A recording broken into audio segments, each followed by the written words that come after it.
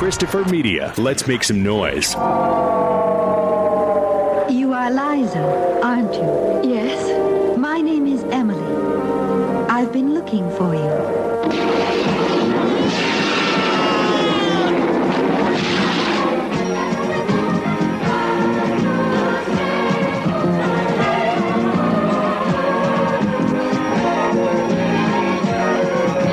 Leave this place.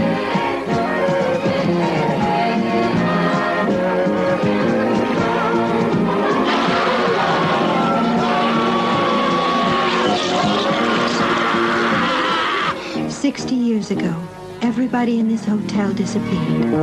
Every last person. A painter called Zweig, who lived here, closeted in his room, had found a key.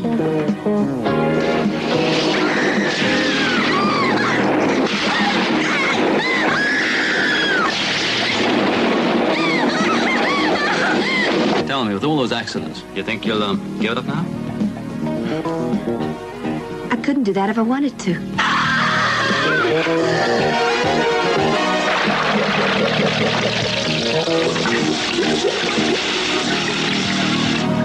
Well, I won't give in.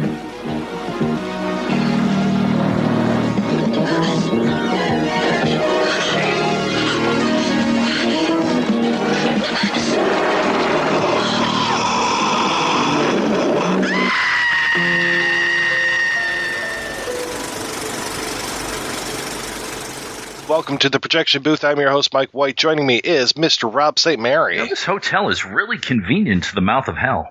Also with us this week is Mr. Troy-Howarth. Hi, it's nice to be here. This week we are talking about the 1981 Italian art film from Lucio Fulci, The Beyond.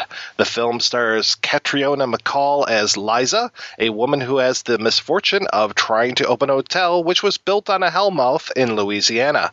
This proximity to a center of evil only helps spur some pretty strange occurrences and maybe a few lapses in judgment along the way.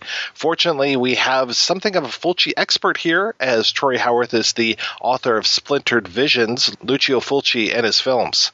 Troy, as our guest, when was the first time that you saw The Beyond, and what did you think? I think I first became really aware of it because of an article that was in Fangoria by a writer named Loris Kirchi, and it was written at a time when The Beyond was not nearly as well known as it is now. I don't think I saw it until around the mid-90s. I got a hold of a bootleg of it from one of those old gray market vendors. It was from the Japanese Laserdisc, so it was in widescreen, it was uncut, it had the original score, unlike the version that was released in America theatrically. At the time, I don't know that I liked it, but I wasn't nuts about it. I think it came a little early for me to really appreciate the kind of wonky logic in these movies. At that point, I was still more accustomed to the kind of Hammer and Universal approach to horror filmmaking. So it took me a little while to kind of get used to Lucio Fulci and his excesses. How about you, Rob? I saw this in the late 90s. I think it was 98 or 99 when I believe it was Mr. Tarantino and his efforts around restoring and re-releasing films, or at least re-releasing them. This was one of the films that he put out. He put out in a midnight screening, and I saw it at the Main Art Theater. And I don't know if I was working there yet, but I do remember going to see it. And what was funny is I don't believe I've seen it since, but there were certain images in the film as I was watching it. I go, oh yeah, I really remember this. Because the one thing that I noticed is that regardless of how you feel about the logic of the film or how you feel about the quality of the technique, there are definitely things in here that visually will stay with you for years to come. I think I finally saw this film just a few months ago, and it was kind of spurred on by talking with Troy. You know, we had him on before talking about Planet of the Vampires, and it's like, okay, let's cover some Fulci. You got this book coming out, and the one that I always hear about is The Beyond, but I never set my butt down to watch it, so let's finally dive into this. And the thing I kept hearing about The Beyond before I even put on the tape was how incomprehensible it was. So I don't know if that made me kind of inured to the lapses in logic or what it was, but I was okay with everything that was happening in the movie. I mean, there are a couple things where, maybe a corpse is in one place and then it shows up in another. But I was like, well, this is a horror film. And I think the best horror films are those that push the boundaries of common sense. The ones that are the more surreal are the ones that I enjoy. Like, I've told this story countless times on the show before, but when people would ask me for recommendations of horror films when I was working at a video store, I would always go to Eraserhead and Repulsion. I mean, those are the movies that I really enjoy, where it's much more about the atmosphere than necessarily A goes to B goes to C. I don't need a body count. I don't need to see,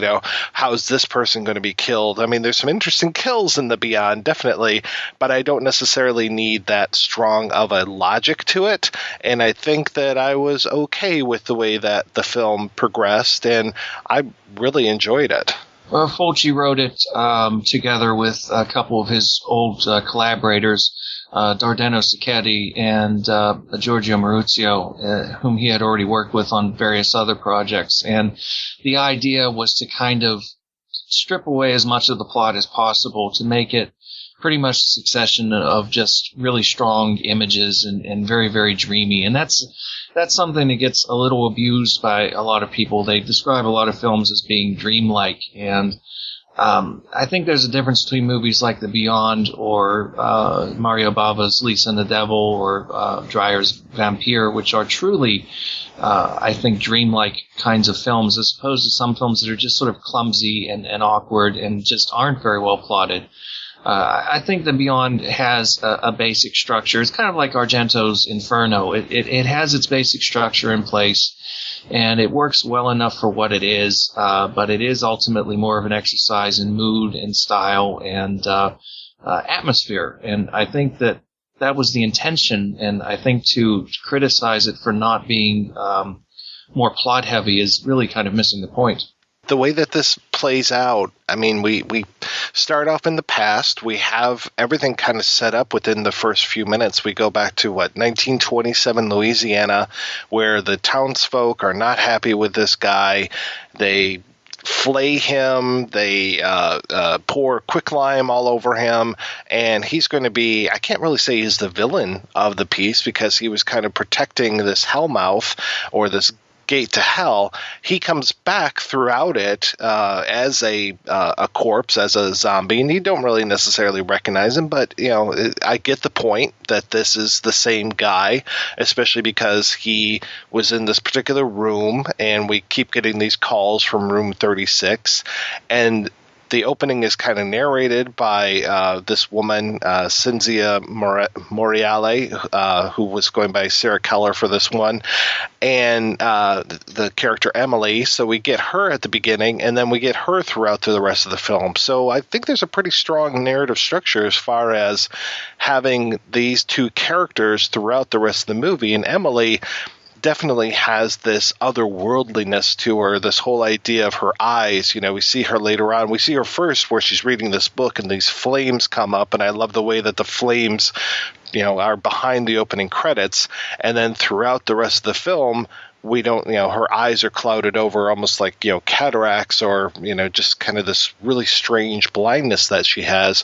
It's blindness, and she has a seeing eye dog, but she really is the one who's leading the way, sometimes metaphorically, and a lot of times actually. She's leading the way. She leads our main character, Liza, through a lot of the story. She's there for exposition. She's there to kind of help move things along. She's the one who gets the first, I guess it's the second death out of the way, where this poor handyman sees her in a room and falls off of a scaffolding. So it's really, fairly straightforward. You have mostly two major locations, a lot of stuff taking place at this hotel. The what is it called? The Seven Gates Hotel? Yes, or Seven Doors, I think. Seven Doors, right. Right. And I wanted to mention, before I forget, because it's an interesting point, with regards to the opening sequence, first of all, the villagers, the townspeople, you're seeing two different sets of villagers, and I don't think anybody would ever realize it because it's so seamlessly put together. But the exteriors were done in Louisiana, and they were all sort of local Louisiana people who came and agreed to do that flashback scene. And then when the time came to do the interiors, they were in Rome, so it was actually members of the crew at that point. So it's not the same group of people. But from the way that it's filmed and everything, you can't really tell. Also, the point about the painter who gets killed at the beginning, you're right, he's not the villain, and it's a theme that runs throughout a lot of Fulci's films, which is that of the outsider figure, the man or woman who is kind of set apart from the rest of the people and is seen as being unusual or bizarre, and he gets attacked and brutally murdered by the so-called normal people. That's something that you'll see in a number of different Fulci films, that he was very much on the side of the kind of outsider figures. The actor who plays the painter, Schweik, in the opening scenes is also different from the actor who plays it under makeup. In the opening scenes, it's played by an actor named Antoine St. John, who is also known for appearing in Sergio Leone's Duck You Sucker. I was going to ask also, when you talk about Fulci, and I've only seen a few of his films, most familiar with this one and also with Zombie.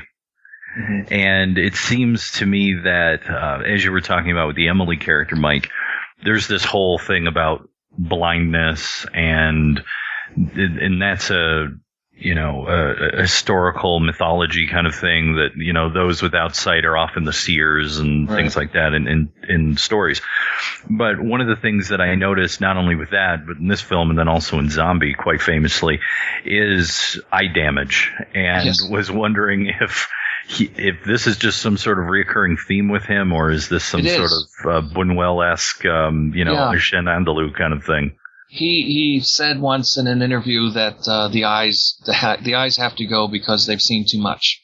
The first instance of what you could call ocular violence was in Beatrice Cenci, a historical melodrama he made in the late 60s, where a character is stabbed in the eye. Zombie is the most famous example. Even more nauseating example was actually in his movie The New York Ripper, where a straight razor is used to bisect an eyeball. So that's kind of an overt Buñuel quote in itself, but obviously a good deal more gruesome. So we have the ocular trauma of, poor Joe the plumber. Poor guy. I mean, he even had a path made for him by Martha, which was just some of the strangest stuff. Here I am kind of defending how much sense the film actually makes, and that people who say that it's nonsensical, are kind of full of it. But there are definitely some strange moments, and that is definitely one of them. Exactly. But you think, if you ever, I don't know how vividly you remember your dreams. I don't tend to remember mine very well, but I know that when I do, they don't make a lick of sense. Things just kind of, you're standing in one place, and then all of a sudden you're standing completely somewhere else, and you're around people that weren't there before. And I think that was all kind of the point, that that there is an attempt at kind of having people behaving in a way that they just really shouldn't be behaving, but that fits into that whole sort of dreamlike scheme of things. So Liza's there trying to get her hotel open, which she inherited from an uncle, I believe. First good thing that's happened to her for a while. And it's nice that we have a fairly competent heroine in this story. And really the men are the ones who really don't necessarily know what's going on, or they are the victims, which I really appreciate that we have so many male victims throughout this film. You're right. And that ties into an argument that's made against Fulci's movies very often, is that he's accused of being a heavy-duty misogynist. I think he did have a very complex relationship with women, and we can certainly go into that more later on if you like, based on certain things that happened to him in his personal life. But he was an equal opportunity sadist, and Joe gets as bad as anybody in this movie, and that's just an example. Liza is actually a fairly competent heroine, as you say. She's strong-willed, she's intelligent, she's likable, she's very charismatic. Very well played by Catriona MacColl, who does a beautiful job with not very much. And she creates a strong center, a backbone for the movie that the male characters certainly can't compare with. Not to say that David-Warbeck, for example, isn't good in his role as the Doctor. He is, but at the same time, he really does behave like a bit of an arrogant idiot throughout the movie. Yeah, he's very much he's the Scully to her Mulder, as it were, because he wants to see the proof for everything, doesn't believe in any of this hocus pocus kind of stuff. Right. And this is a world where there's a lot of strange things happening around here. Well, even at the end, he's saying this is impossible. And, he's right, of course, but yet it's happening. So we've got Emily showing up at one point, and I definitely think that is one of those striking images that you were talking about, Rob, the lone woman with her dog out on this expansive highway with, it feels like nothing around her. Yeah, it totally kind of reminds me of, in a similar way, the image that we had in like Requiem for a Dream with the Jennifer Connelly character, like on the pier kind of thing. It's just this otherworldly image. Yeah, that was on the Pontchartrain Bridge in New Orleans, and Fulci liked it so much, in fact, that they were able to get the bridge closed down to do the filming. I guess he actually did have permits to shoot there for once, as opposed to some of his other films where he would just show up in New York City and just film, and if the police started to show up, they would just, run for it. But they were able to close that bridge down, and he liked it so much that he posed for a couple of shots where he's sitting in his director's chair on this, never-ending stretch of bridge. It's a great shot.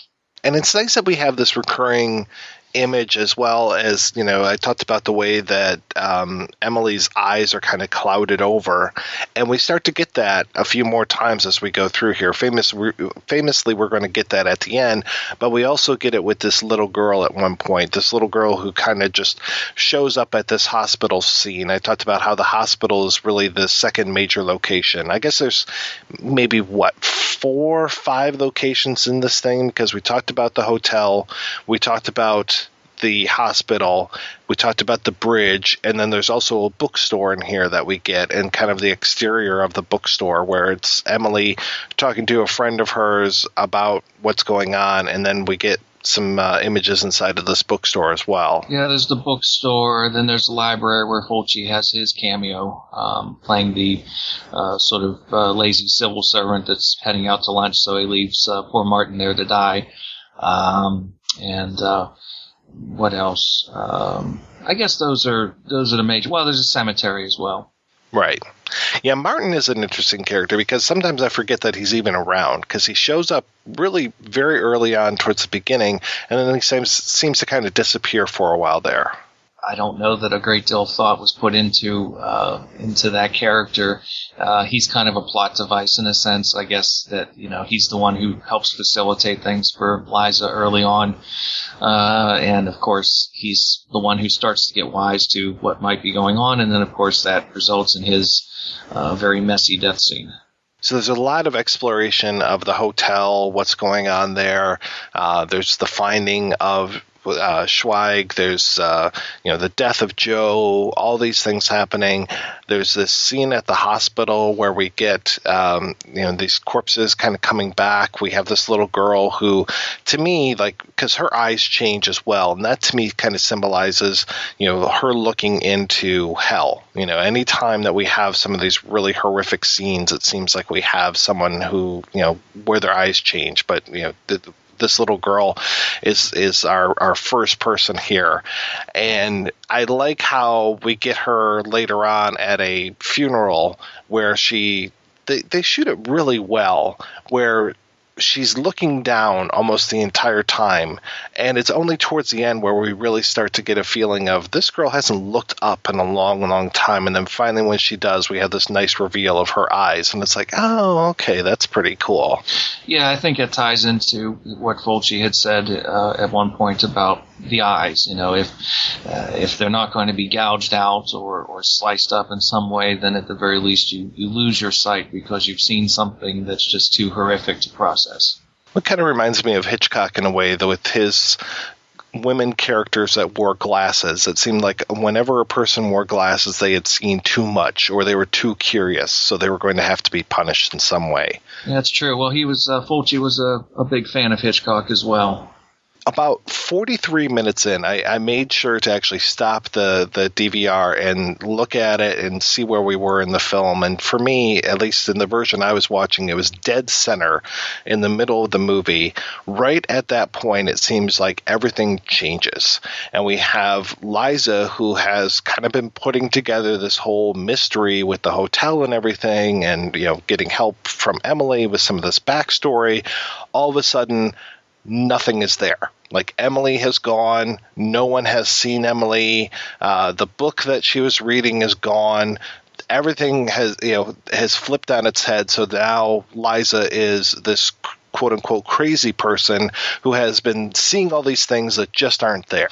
That reminds me, in a funny sort of way, it kind of evokes Polanski for me. And Polanski was another director that Fulci openly admired. That it's sort of like in Rosemary's Baby, that question of, is this woman out of her mind, or is something really happening to her? And that kind of question mark that dogs her. It's not as ambiguous in this film because, we've seen all of these things.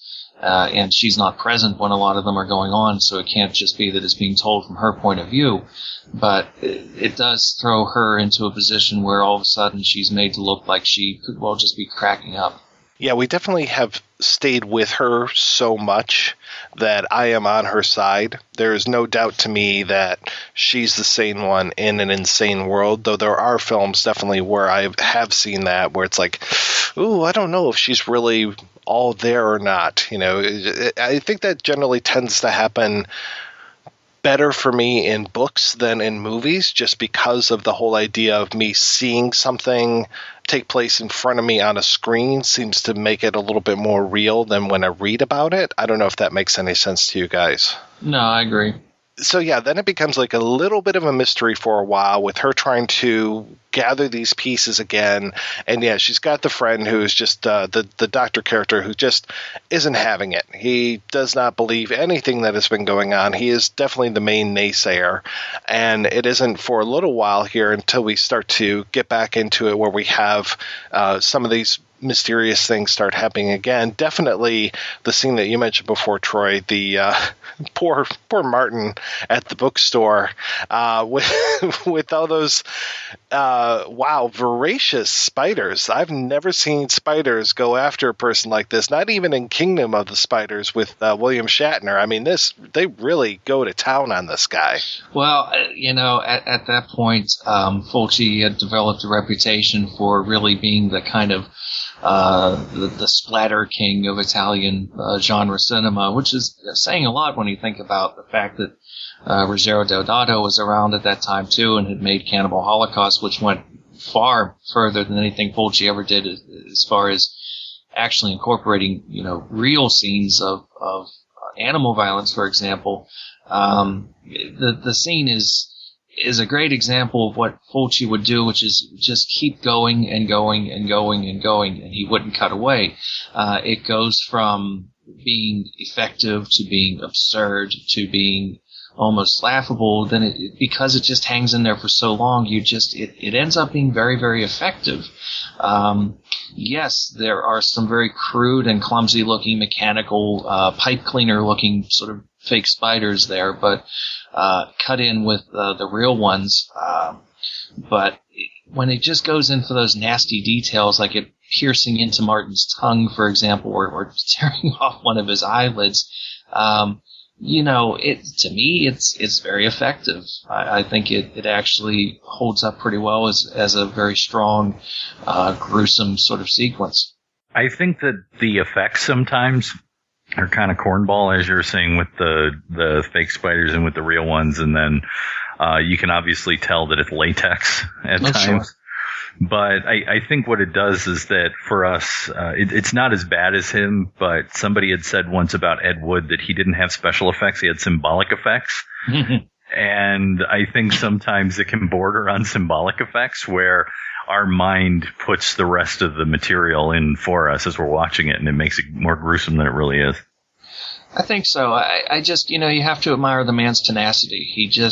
Fulci was a very well-educated, very cultured, very intelligent man, and, he knew that some of these things were going to look absurd, and I'm sure he was aware of the fact that certain things weren't up to snuff as much as he would have liked. But I think just by piling it on and on and on and on, it takes on a life of its own. And even before that scene, though, I really have to ask again, this seems to be a motif in this film, the falling death. I don't know that it's any kind of a big thing in Fulci's oeuvre in general, but there is a lot of that, yes. And I think most effectively it's in the scene where the guy on the ladder, who is actually played by the head of the Louisiana Film Commission, believe it or not, he takes a tumble when Emily shows up at the window, and he takes a very nasty tumble. It's dramatic. It's sort of operatic. I think it just, again, is something that goes for a strong effect. The eyes. Her eyes. Eyes. Right about now is, we get the death of Martin, and then it really starts going into, one death after another. I think the movie really starts to kick into high gear around here because we have Joe showing back up, poor Joe, the handyman, showing back up and killing Martha, even though she was so nice to him earlier. He still ends up killing her, and this is yet again a nice ocular trauma here as he kind of puts her up on this spike and goes through her head and pops her eyeball out. So I guess what's good for the goose, or what's good for the gander, is good for the goose here. Exactly. Martha, of course, is played by an actress named Veronica Lazar, who played essentially the figure of death for Dario Argento in Inferno. And she also had a small role in Argento's Stendhal Syndrome as well. And then we get the poor death of Emily. And this is, to me, the more interesting death in the film, where she's surrounded by the corpses of all these people that have gone before her and starts shouting, what do you want from me now? I don't want to go back. You can't take me. So it's this whole nice idea that she has kind of escaped her fate. Maybe she's come out of hell, come out of the hellmouth here and has, kind of made her existence back on Earth. But yeah, that's not going to last for long here, and especially when her nice dog Dickie decides to turn his allegiances in another way and goes and rips her throat out. It's true. Well, there again, I think the effects in that sequence are actually extremely well done. And, it's Fulci's tendency to just take things and ratchet them up as far as you can go. You don't just get a little bit of blood; you get shooting slow motion geysers of blood. It's incredibly tactile and very, very dramatic. Plus, when the dog turns on her, that's like the one thing we didn't expect. Yeah. Right. Well, he's been her sort of faithful service dog throughout, and you might expect that the poor dog is going to get chewed up by a zombie or something, but fortunately for us dog lovers, that doesn't happen. Yeah, if you go to doesthedogdie.com, I don't think that he's on there, which is good. Yes, that's probably a good thing. And we've had zombies through this film. It's strange because they show up at the hospital. Now they're killing or trying to kill Emily. But we don't really get them in force until we go back to the hospital, and then it's just a zombie parade. I mean, it is just a zombie holiday at the hospital. Everybody is there. And I love, too, that before we even get to the hospital, we have this whole idea of the doctor and Liza driving. They've escaped the house, and they're driving through town, and it feels like they've entered into another world. The way that they talk about how there's no one on the streets, and it really feels like they have gone into another dimension a little bit there. And of course, we're going to get a lot more of that once they make it into the hospital, but to me that really seems to be the start of them kind of moving into another plane. Well, it's a nice spooky touch, and it's there's a vein of poetry, I think, that goes through Fulci's movies that a lot of people don't really pay much attention to because of the shock effects, but he could do the very atmospheric stuff very well as well, and more low-key, subtle effects like that, that they're driving through a town that normally is filled with people, and all of a sudden it's very eerie and very desolate and very quiet. And I think it works very well just to set the right mood before sort of unleashing more mayhem at the end. But as to the zombies, it's an interesting thing because, with the exception of Fulci's Zombie from 1979, he didn't tend to have the conventional sort of zombie thing that you see in a lot of these movies with the flesh eating. And in this film, the zombies don't seem to be interested in eating the living at all. The same was true of the movie he did right before it called City of the Living Dead. They're more sort of symbols of horror and fear and death than anything else. They don't go around, tearing people apart in slow motion. You talked about building the atmosphere, and I definitely think that the score plays such a crucial part in that. Well, it's a fantastic soundtrack by Fabio Frizzi, who started working with Fulci as early as 1974 on a spaghetti western called For the Apocalypse, and he and Fulci worked together extremely well. I would go so far as to say that he was sort of the Bernard Herrmann to Fulci's Hitchcock. They just had a tremendous working relationship. They liked each other. They got along. Fulci had worked with great composers like Riz Ortolani and Ennio Morricone, but with Frizzi, his films really found the perfect sort of oral commentary. Did he, as a composer, always work in this manner? Because in a way, when I first heard the music before the credit sequence, it reminded me of Goblin-esque, just put it that way. I mean, Goblin was certainly in the air. There was no getting around that the success that they had with Argento on films like Deep Red and Suspiria set a strong, sort of template. But on the other hand, his score for City of the Living Dead is very Bernard Herrmann-esque in many respects. His scores really cover a wide gamut. He did sort of Bob Dylan-esque songs for the Apocalypse. That's kind of like what Peckinpah did in Pat Garrett and Billy the Kid. These songs that sort of serve as ballads. He did a similar thing also on Fulci's last Western called Silver Saddle. Very different scores for each film, and good scores for other directors as well. Just an incredibly talented composer who's probably not as well known as he should be in America, although I should note he did write the afterword for my book, Splintered Visions, and I'm going to be having the honor of meeting him in just a couple of weeks when he plays in Philadelphia as part of an American tour. I'm so glad to hear that he's still around and kicking. Very nice man, very, very friendly, very down to earth, very happy to talk to his fans. He's doing this tour. It's called Frizzi to Fulci, and it is him playing music from a number of films that he did too, but mostly from his various different Fulci movies, including The Beyond. How do you feel about the pacing of the hospital sequence? Because for me, the first time I watched this, I thought it went on for maybe a little too long because it just didn't necessarily have the intensity that I thought it might have as far as a zombie plague apocalypse type thing. Well, what's interesting about the whole zombie angle is that Fulci always maintained that they were not part of the original concept, that the sequence at the end was pretty much imposed because the German market was demanding zombie movies. So the producer said, you've got to work some zombies into this. I can believe it because it does almost feel like an afterthought. Although I think it's executed well enough. There's some very strong images, in particular the shotgun demise of the little girl we were talking about before. It is, I think, if it feels a little out of sync, it's probably because it really wasn't part of the original concept. Yeah, her death is pretty remarkable, and I like that. That's one of the deaths that we cut away from really quickly I imagine just to make sure that it doesn't look fake.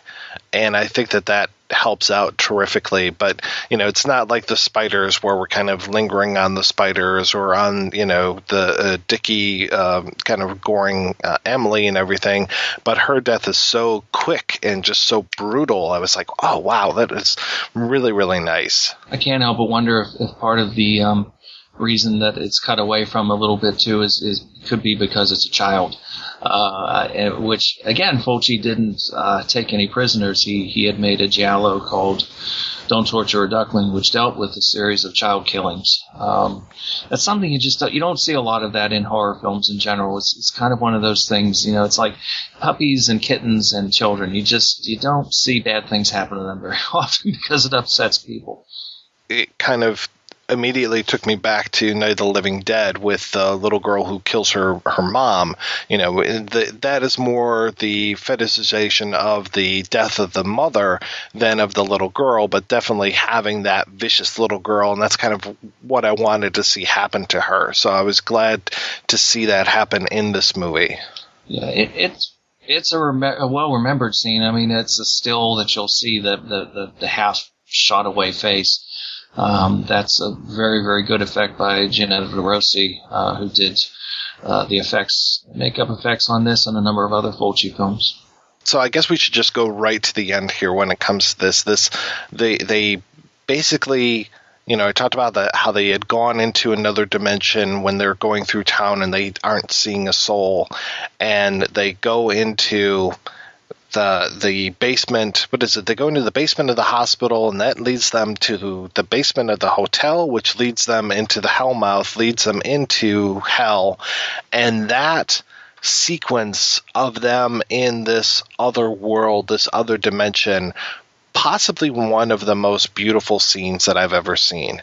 I think it's Fulci firing on all cylinders. I think if the hospital sequence feels a little half-assed in some respects, this sequence really sends you out on a good note. I can't fault it at all. Again, when one considers the budgetary constraints and time constraints of what they were doing, it looks magnificent, and just the whole pacing of it and the seamlessness of it. Again, it works perfectly evoking a dream. You're standing in your living room, and all of a sudden you're out in the middle of the forest. It's beautifully achieved. I know it's reminiscent of the paintings that we saw Zweig do at the beginning, and we really, tie into that. But it really felt like they were almost in the middle of like a Hieronymus Bosch painting. It just really felt so stately and just so effective, especially like the use of the bodies on the ground and everything, the sky kind of being this cloud, and the colors and just everything being this muted. It's like post-apocalyptic a little bit. It's just gorgeous stuff. It really is. And as a note of trivia, I had heard a story before, and I asked Catriona MacColl when I interviewed her for the book whether it was true, and she believes it is true, that when the time came for all those bodies lying around in the landscape, they didn't really have money to go out and hire actors, so Fulci and his assistant rounded up some local winos and gave them bottles of cheap booze and said, "Here, just lay down and play dead." I think that's a wonderful story that really shows how, through adversity, you can use a little bit of cunning to create a beautiful effect. That whole painting thing, I have to say, also reminds me of two different things. One is because it's part of classical literature, it does remind me of like a scene or an image from something like Dante. Yes.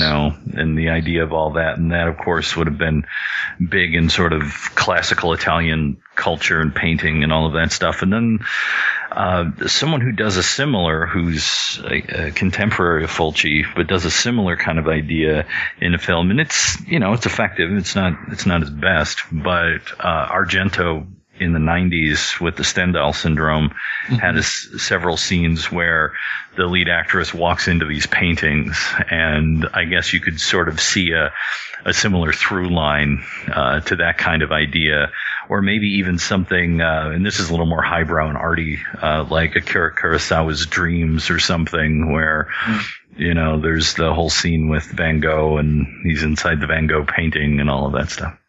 Well, again, it pays to bear in mind that although Fulci is perceived, I think misperceived by a lot of people as kind of a lowbrow hack, this was a man who had a very extensive cultural background, and he was very well aware, and Sacchetti as well, that, things like the Divine Trilogy and so forth, that, the images were going to tie into that. And it is so much a part of Italian culture, I think, that I don't think it's too much of a stretch to argue that they had some, kind of artistic aspirations with what they were doing beyond just delivering gory thrills. The Beyond, I definitely think, has stood the test of time. 2015 we're in. This movie was made in 1981. Still very effective. Still gave me the creeps when I watched it, and even when I rewatched it. And yeah, to your point, Rob, a lot of this we owe to Mr. Tarantino bringing this back. Though I do have to say, there was a press conference that he held years and years ago. I'm hoping that I can find a copy of it. And it was him and Jack Hill, and they were announcing the whole idea of Rolling Thunder. And one of the first things was Switchblade Sisters. Rolling Thunder being the label that Tarantino used to bring back some of these films. And I remember him saying, and it just stuck in my craw for all these years, that he was going to bring back The Beyond, and he was going to show it in its original Italian. Well, I should admit that I get a little tired of people going on about Tarantino as if he somehow, is single-handedly responsible for the fact that these movies are acknowledged at all. In its original Italian, it's a ludicrous concept, in a sense, because the film was shot in English. There is something to be said for, yes, it was shot in English, but it was written by Italians in Italian and then translated, and it had to be tinkered with by the English actors, who contributed as best they could. But an original soundtrack as such is really a misnomer with these movies, because they were shot with rough soundtracks, which is to say, if there was dogs barking or planes flying overhead or trains screeching by, it would be on the soundtrack, but they would record a track just so they would have some idea of what to plug into people's mouths. Beyond that, it's not like, there was an original soundtrack that was recorded that somehow is automatically superior to the English track. I have to say, I think the English dub on this is actually, for the most part, very good. I think we've talked on the show before as far as the dubbing helping when it comes to some films, because it immediately puts you in that otherworldly state where the words aren't 100% matching up with the actors' mouths.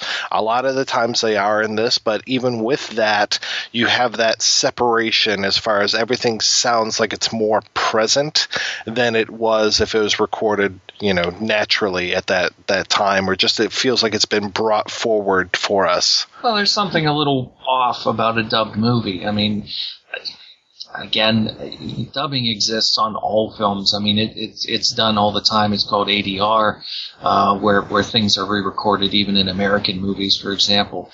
But we have a very concrete idea of how films are supposed to be sort of seen and heard in America that isn't really consistent with how it's done throughout the rest of the world. There is something that can be a little off, but, sometimes if a film is badly dubbed, it can take you out of it. If it's, if you think about like the Japanese monster movies, for example, of the 50s and 60s, where there's clearly no way that they could sync up English dialogue to the Japanese lip movements, that can be completely ludicrous. But in this context, maybe one or two small roles are a little bit hokey in how they're dubbed, but Catriona MacColl did her own dubbing, David-Warbeck did his own dubbing, and the dubbing on Emily, I think, is very good. She would have been dubbed anyway, if you think about it, because they wanted her to have this kind of slightly otherworldly, kind of almost echo chambery kind of quality to her voice. Well, I mean, in the history of dubbed film and Italian film history has a lot to do with, from my understanding, the fact that Cinecittà was made as a silent film studio, and they continued to use it up into the sound era, but never really improved it, and it just became just sort of a standard of how you do production over there. And the other thing is, too, when you're talking about a lot of low-budget European film, you have people with accents from all over the place. So you may have a French actor and a German guy and an Italian person, and they're all in the same scene together. And if they were all having to speak English live on the set, it would sound like a mess. Well, exactly. And you have David-Warbeck, who was from New Zealand. You have Catriona MacColl, who was from England. All these Italian actors, French actors, and so forth. And yes, it's absolutely true that, in particular after World War II, so much damage was done to, Italy in general from all the bombing and everything else that had happened. There weren't facilities for soundproof studios, but it became a point of pride. As a matter of fact, Fellini was completely against the idea of having direct sound recording because he thought that, creating a new soundtrack was part of the process.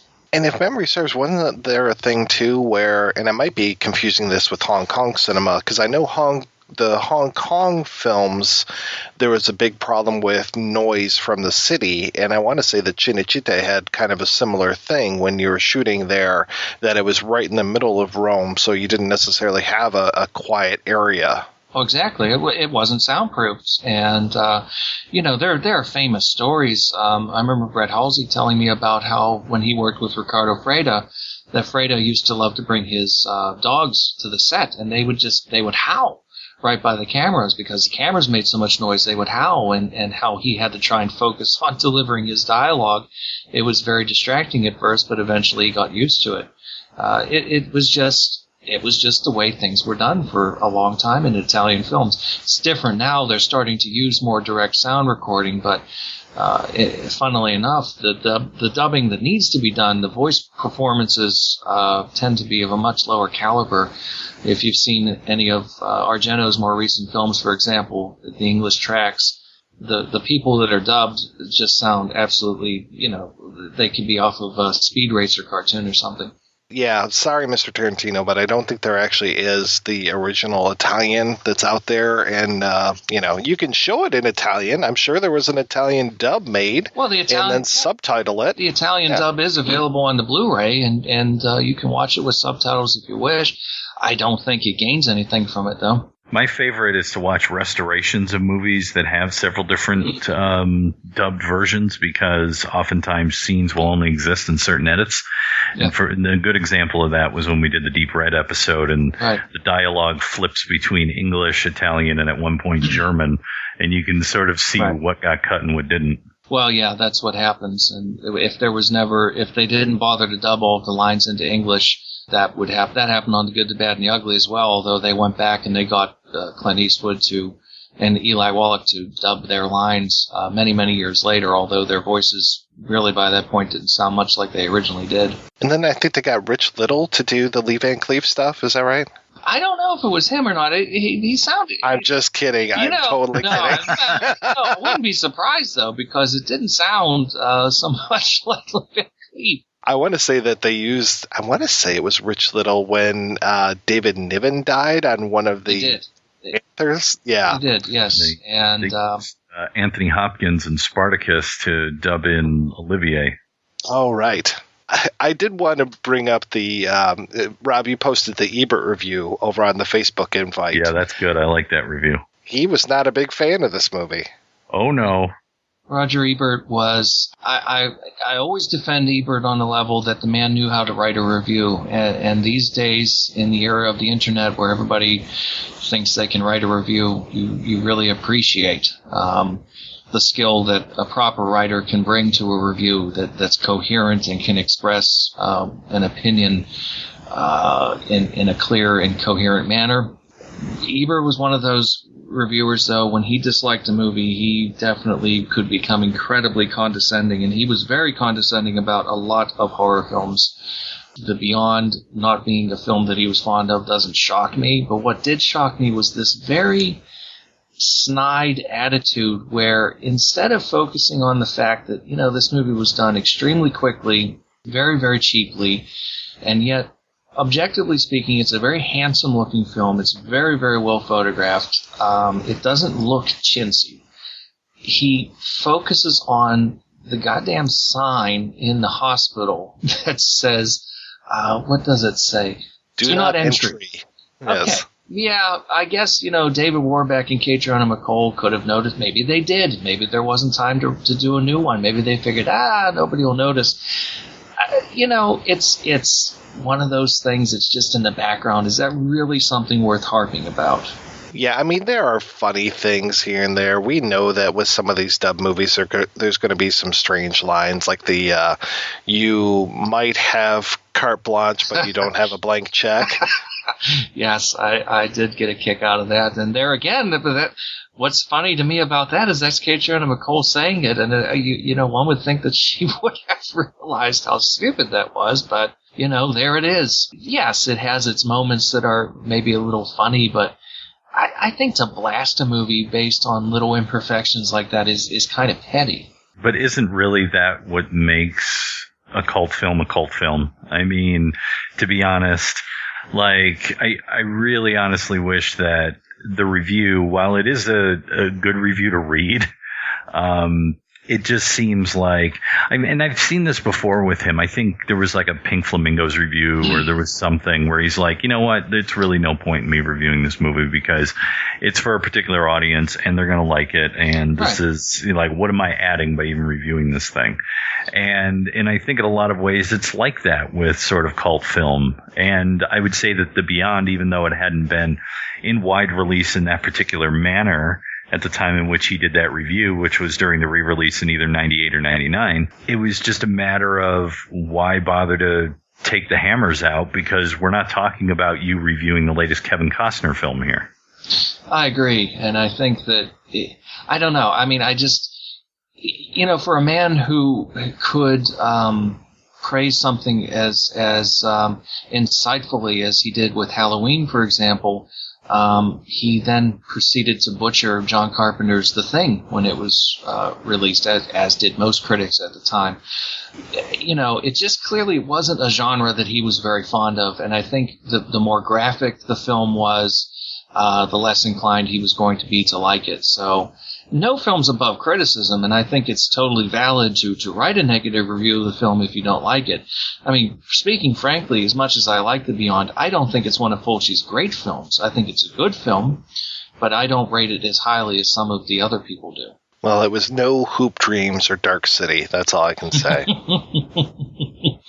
I did read some weird criticisms of the film as far as, like, this is set in New Orleans, this is set in Louisiana, and people don't have basements there because it's below sea level. And I was like, really? That's where you're going to go with this thing? I think that could be true. I think David Warbeck talks on the commentary, which if you haven't had an opportunity to listen to the commentary he did with Catriona MacColl, he was literally dying when he did it. He was still in excellent spirits and was hoping that he was going to improve, but unfortunately he didn't.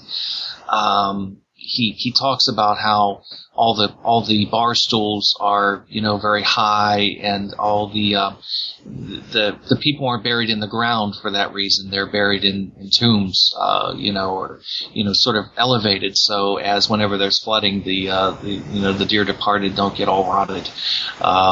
So it's probably true, but I think sometimes some of these critics, they want to impress the reader by showing just how smart they are and how above the movie that they're talking about they are. And when you become focused on that, I think you lose sight of the basic point of just talking about the movie. So while I was watching this, I mean, of course, I've used the term hellmouth quite a few times, and that's definitely a Buffy the Vampire Slayer term.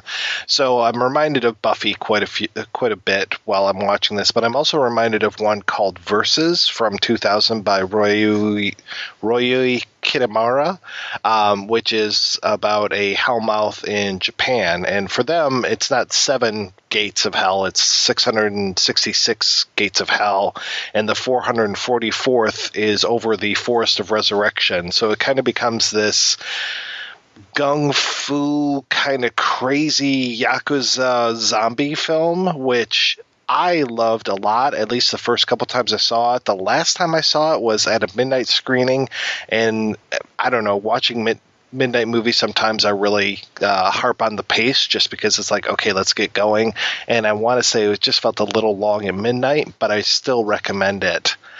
But for you, I know, Troy, when we were talking, you recommended watching The Sentinel, and I did see The Sentinel being compared in your book and in a couple other reviews as far as a film that the Beyond seemed to have been influenced by. Right. Well, I mean, I don't know that Fulci ever discussed The Sentinel or if it was ever brought up to him. I'm sure that Dardano-Sacchetti, who tends to act like everything that he writes is, completely uninfluenced by anything else, would probably deny it. To me, it's pretty clear. The Sentinel, for those who aren't familiar with it, was directed by Michael Winner in the late 70s and has a really remarkable combination of old school Hollywood actors and people who were kind of on the up. The up and up in Hollywood in terms, within a few years they would become major stars. It's notorious for having a finale that involves real handicapped people being cast as sort of, misshapen demons and so forth. The controversy obscures the fact that it's actually a very well-made movie.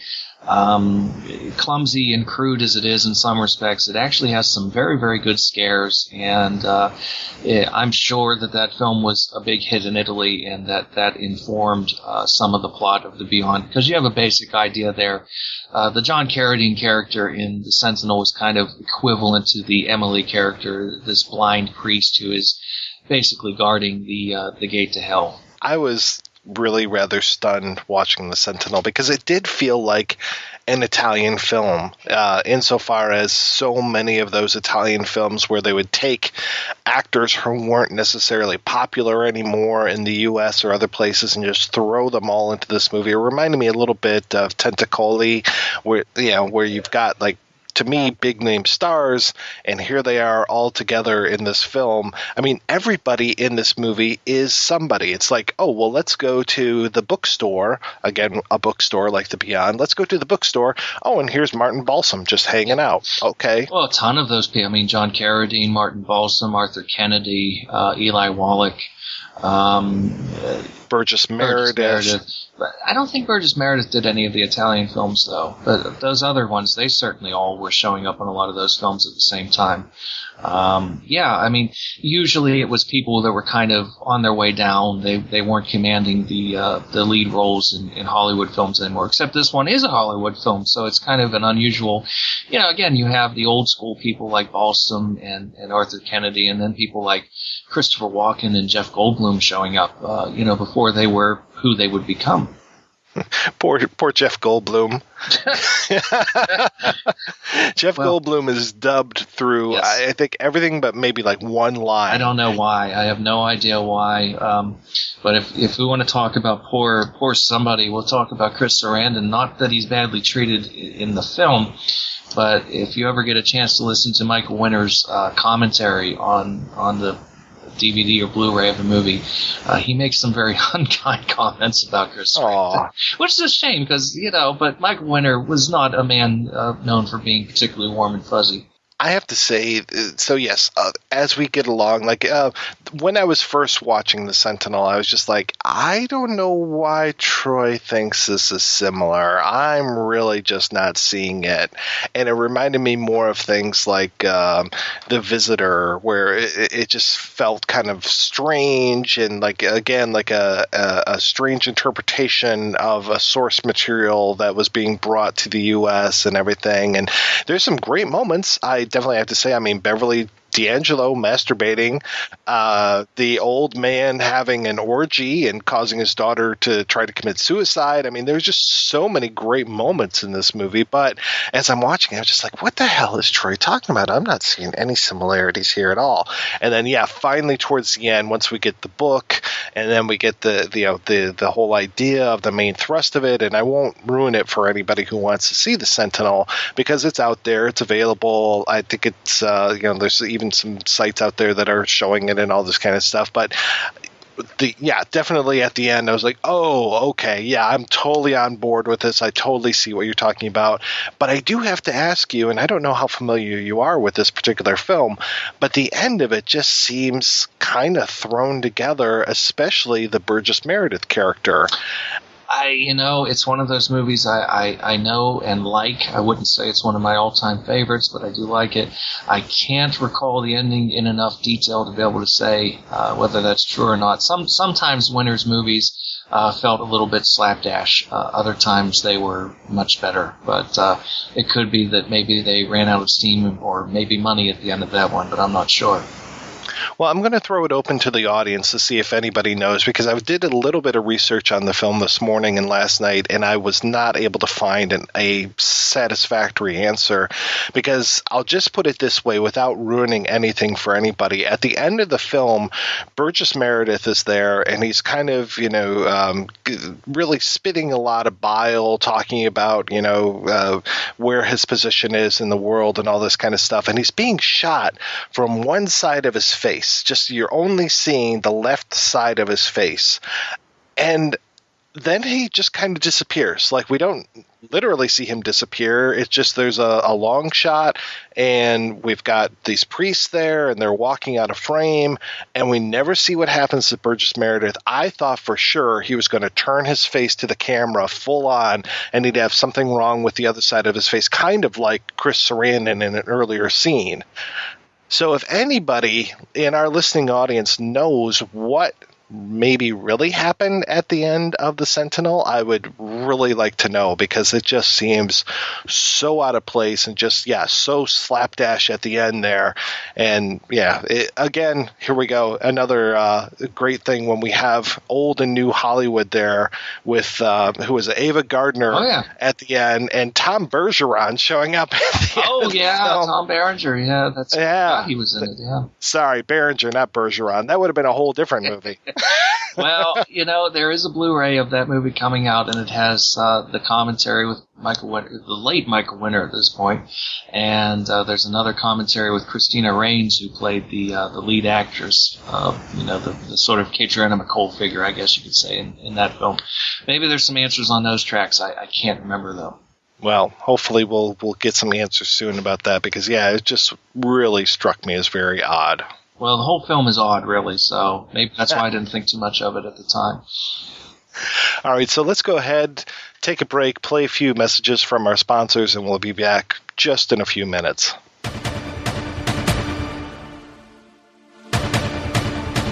Hey, it's the Schwarzenegger.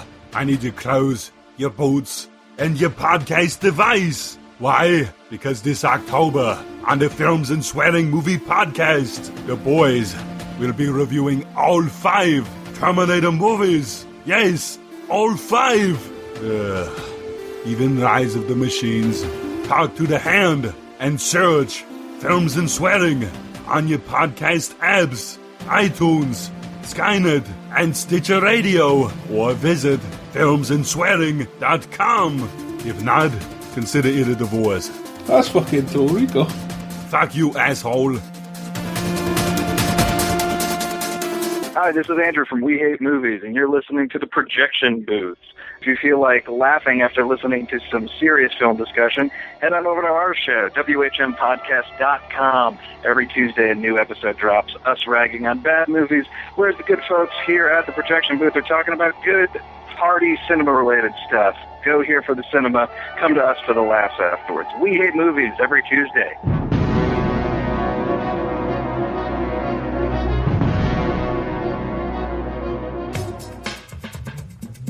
Let me ask you a question. Are you getting enough? I bet you'd love more, right? Well, AdamandEve.com wants to give you more with 10 free gifts. First, you'll get a sexy surprise for her.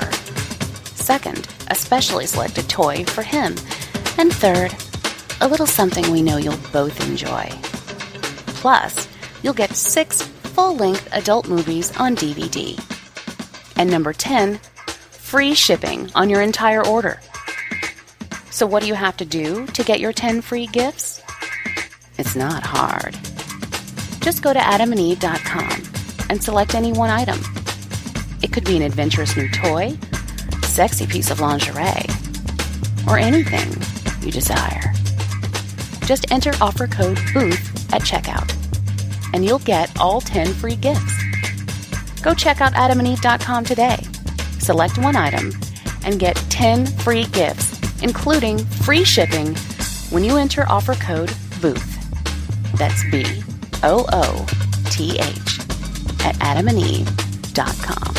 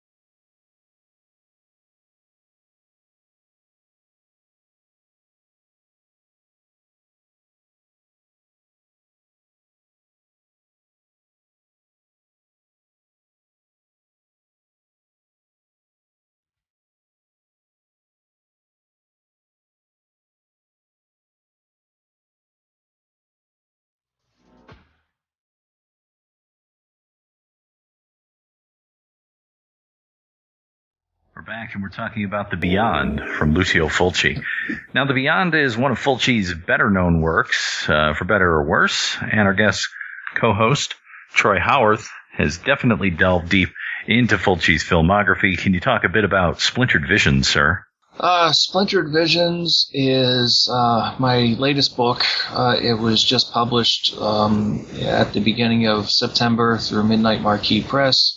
The idea of the book was to get away from focusing so much on Fulci's horror films and really focus on his career as a whole.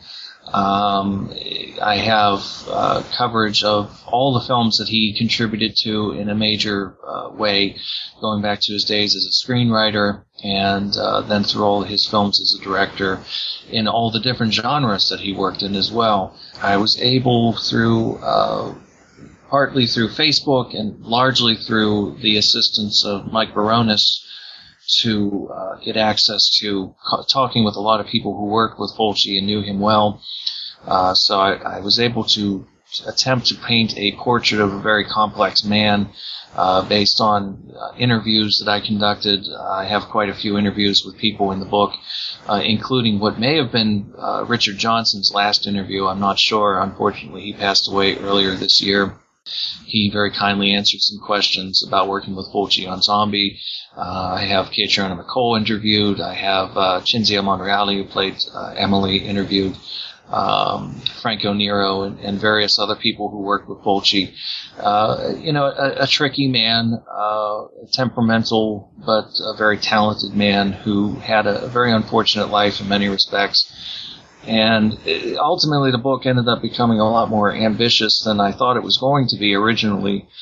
My original intention was pretty much just to talk about the films and give a better sense of his talent and his diversity, which isn't very often talked about.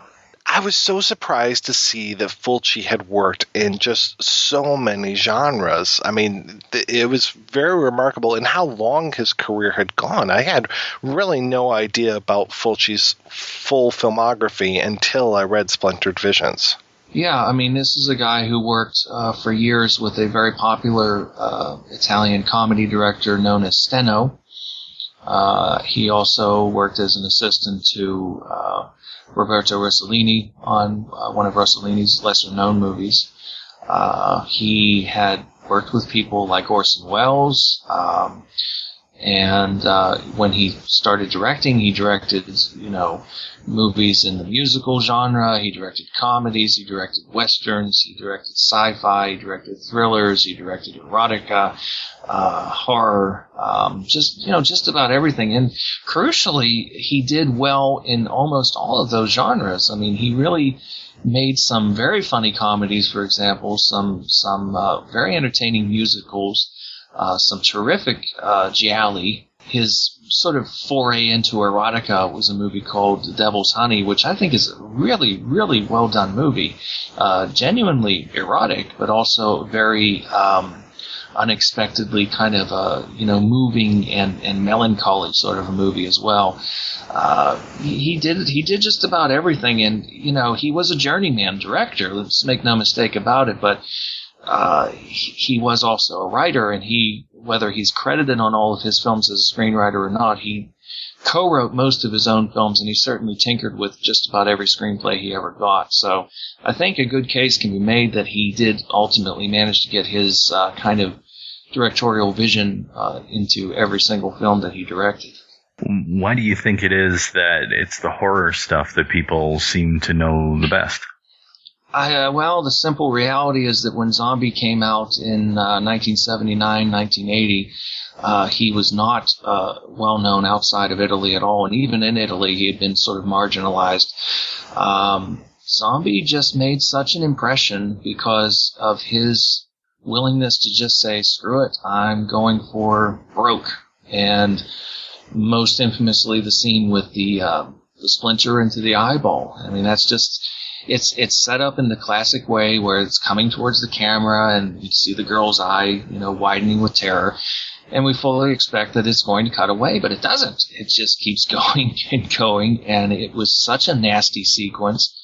It just really tapped into that sort of period of time where people were wanting horror films that were more graphic and more violent, and he just became embraced for that. And I think at that point, they finally realized, oh boy, Dario Argento isn't the only guy in Italy who's doing this sort of thing. I mean, 1980 was the year that Mario Bava had died, and so it really did become kind of the Argento and Fulci show at that point. And it's funny that you say that, because that he did horror, not only horror film, but comedies, because there are times when I'm watching even his horror films, and it seems like there is an element of humor. Now, I don't necessarily know if that's deliberate or if it's just the dubbing or whatnot. It could be a combination of things, but Fulci definitely had a very sardonic sense of humor, and I think that the humor is there, and I think that, a classic example of that is a film he did called The New York Ripper, which is a very incredibly grimy and gritty and disturbing film, but yet you have a serial killer who quacks like a duck. And I think that the fact that that's amusing is not unintentional. I highly doubt that the man was that stupid that he didn't realize that people were going to chuckle at that. When it comes to these comedies, I mean, I've watched a handful of 50s and 60s Italian comedies, and I have to say, for me, they just don't translate. How was that experience for you watching all of these old comedy films? Well, it was interesting because my only exposure to a comedy team known as Franco and Ciccio prior to writing this book was through the film they did with Bava called Dr. Goldfoot and the Girl Bombs in America, which is really one of the worst films ever made, at least in that edit. The original Italian version that Bava supervised is better. But I can't say based on that movie that I thought that Franco and Ciccio were very funny. And indeed, Fulci would later dismiss Franco and Ciccio in interviews as sort of a, poor man's Laurel and Hardy. But they were hugely popular in Italy in the 60s, really, in particular 60s and 70s. They were hugely popular. They made over 100 films together, parodied just about every genre imaginable. And humor is a difficult thing to translate. Things that are funny to the British aren't always funny to the Americans. Things that are funny to the Americans aren't always funny to the British, and so forth. It's helpful that at this point, most of these films are available, albeit not officially, but through the sort of fan circuit with English subtitles. So, and in cases where they couple of films that weren't, I had the benefit of some Italian friends who could help me to understand what was going on and sort of help contextualize the humor so that I can understand what the point of it all was. I have to say that I think that most of the films that Fulci did with Franco and Ciccio are very, very well paced. They don't have any fat on them, and a lot of the gags are very funny. That being said, I think Fulci's best comedy is one that is readily available on DVD in America. It's called The Eroticist. Completely nonsensical title, but it's a political satire about a Italian politician who is believed to be a homosexual, who is actually not, but he does have an ass fetish, which starts landing him into some hot water. It's a combination of very, very pointed critical attacks on Italian politics and on the Catholic Church in particular, with some admittedly lowbrow humor, but it's actually, I think, very, very funny movie. He knew how to time gags very well, especially sight gags, and there are some very, very funny ones in a lot of his comedies. So we talked a little bit about his comedies. I know that he did some gialli, some spaghetti westerns, but really, you mentioned that The Beyond isn't necessarily one of his best for you. When it comes to his best things, your favorite films, which I know aren't necessarily the same thing. Some people make fantastic films that aren't necessarily near and dear to our hearts. But for you, what are some of your favorite Fulci films? I think his best film is a giallo called Don't Torture a Duckling. It was actually one of the films that he was very proud of as well. It's, I think, one of the best gialli ever made. It's frankly one of my 10 favorite movies of all time. I really love it. He was also very proud of a film, a historical piece he did called Beatrice Cenci. That's another film that I like a lot. It's a beautifully crafted movie that really shows that he could handle a kind of period piece and do it extremely well. It's one of the very few period movies I've also ever seen that ever acknowledges the fact that people used to wear a hell of a lot of clothing in those days, and when it was summertime, people sweated a lot, and they were pulling at their clothes a lot, and it was extremely uncomfortable. Usually when you see period pieces, everybody looks so prim and pristine and proper, but this is a movie that shows a little bit more of the realistic approach. I alluded to a spaghetti western he made before called For the Apocalypse, which I absolutely adore. I think it's a fantastic film, readily available on DVD from Anchor Bay. I highly recommend it. And among his horror films, my favorite is City of the Living Dead, which came before The Beyond, but for my money is just slightly more effective in its overall impact. So how long did it take you to put this whole project together? Because I know that we were talking about this last time when we talked about Planet of the Vampires. I don't know if it's a good thing or not. Maybe it's not, but it doesn't take me very long to write my books once I get started. I suppose I just become very focused on the goal of finishing it. This was a little bit different for me because I was able to interview a lot of different people by phone and by Skype and through email. So that set a different kind of tempo, but it didn't take more than a year, honestly, to do the whole thing from the time I started to the last touches I put on the manuscript. Not more than a year. How's that make you feel, Rob? I shake my fist. Like I said, I don't know if that's a good thing or not. I've been cranking them out so quickly lately. Sometimes I hear people talking about, it took me 30 years to write this book. And I think, oh God, am I doing something wrong? But I don't know. It is what it is. I'll put it this way. If I write fast, I don't write recklessly. I do my very best to make sure that everything is accurate. And, so some people may just don't have as much time for whatever reasons, depending on their circumstances in their personal lives or whatever. But between juggling, a job and various other responsibilities, once I get started on a project, I do stay very, very focused on it. Very cool. Hey, is there a place for people to keep up with you and buy the book? Well, I'm on Facebook. I am also on Twitter, although I really don't understand Twitter very well. I'm on Twitter as @BavaFreak. I'm on Facebook under my own name. I have Facebook pages for my different books, including Splintered Visions.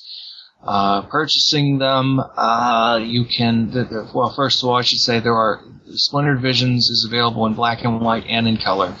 The reason being that because of the size of the book and the amount of color, the color version would be more expensive. So you can get it through Amazon, you can get it through Midnight Marquee, which is www.midmar.com. If you're in the UK, you will be able to get it through Hemlock in England. I just received word today that the Metaluna bookstore in Paris is going to be carrying it as well. So there are different options out there. Well, hey guys, let's take another break and play a preview for next week's show. Hey, wake up! Wake up, everybody! It's a gorgeous day! Gorgeous day! Come here. 20th Century Fox presents the story of Carla Moran. Now look. The most extraordinary case in the history of psychic research. Everything broke loose. It went crazy, and everything was shaking. The bed was shaking, and the walls were shaking, and Like an earthquake. no, it wasn't like an earthquake. It was much stronger than any earthquake. Oh, wait a minute. Honey, I don't really understand this. You were attacked? Come here. Or you weren't? It happened. I was raped. You were raped by whom? I don't know. There was no one there. A team of experts will investigate her life. Why does he attack you, Carla? Not anyone else. Why is she going to such lengths to support this delusion? And they will find more than evidence.